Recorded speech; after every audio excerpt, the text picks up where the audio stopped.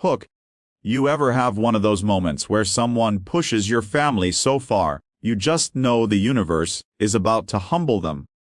That's what happened to me when our neighborhood HOA decided they were above basic human decency, bulldozing the wheelchair ramp my sister depended on.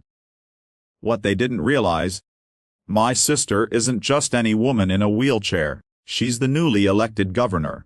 And the people who destroyed her freedom were the same people whose funding she had the power to approve.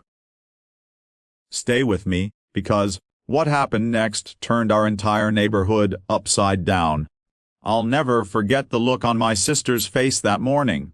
She was sitting by the living room window, in her wheelchair, staring at what used to be her ramp, now reduced to splinters and a pile of wood dust. She didn't cry. She didn't scream. She just sat there in silence, lips pressed tight, eyes glassy. Why? I asked the HOA representative who stood smugly on our driveway, clipboard in hand. Unapproved structure, he said coldly, like he was reading from a script. It violates community aesthetic guidelines. We gave you notice. A notice? They'd slipped a single sheet of paper under our door 2 weeks earlier, buried beneath junk mail.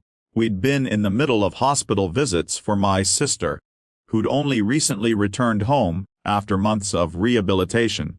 She'd worked so hard to regain independence, and that ramp was everything. I remember gripping the side of her wheelchair. She can't even get out of the house without that ramp. You know that, right? The man didn't flinch.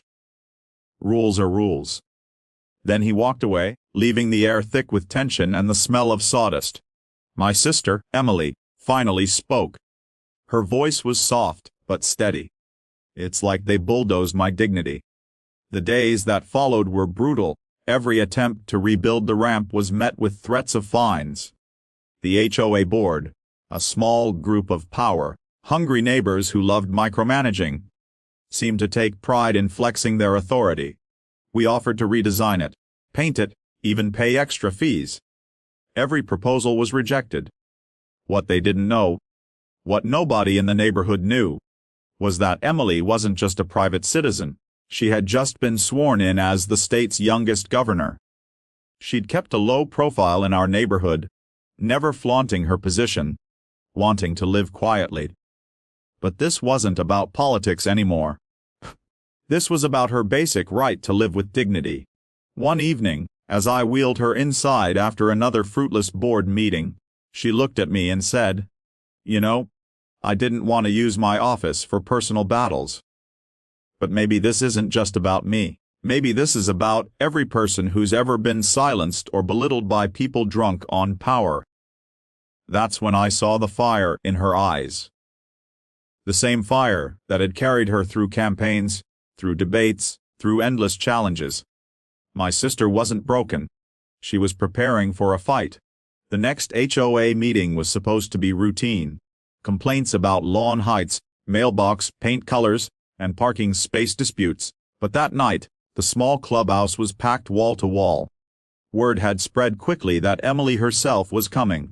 The board sat stiffly at the front table, whispering among themselves. I wheeled Emily in, and for the first time, she wasn't just my sister in her chair. She was Governor Emily Hart, poised, calm, and commanding attention without saying a word. The room went silent when she began. "I want to talk about what happened to me," she said, her voice carrying with authority. "But more importantly, I want to talk about what it says about us as a community. You tore down the only access point to my home. You told me rules mattered more than human lives. You decided aesthetics outweighed dignity." The board shifted uncomfortably, but she didn't let up. "As governor, I oversee the allocation of funds that support housing, infrastructure, and community programs across this state. Do you know what that means? It means I spend my days fighting to make sure people, all people, can live with accessibility, with fairness, with compassion. And here I am, in my own neighborhood, treated like my needs are an inconvenience." A murmur rippled through the crowd. Neighbors who had once stayed silent were nodding now, their faces changing from passive to outrage. One of the board members tried to interrupt. Governor or not, rules are rules.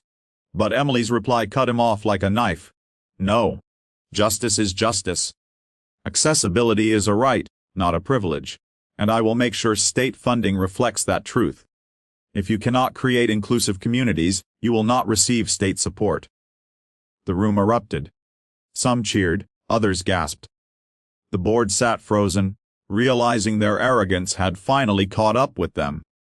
In the weeks that followed, the HOA crumbled under the weight of pressure, not just from Emily, but from neighbors who finally found their voices. We rebuilt the ramp, bigger and stronger, this time with volunteers who showed up every day after work to help. People who once pretended not to notice suddenly cared.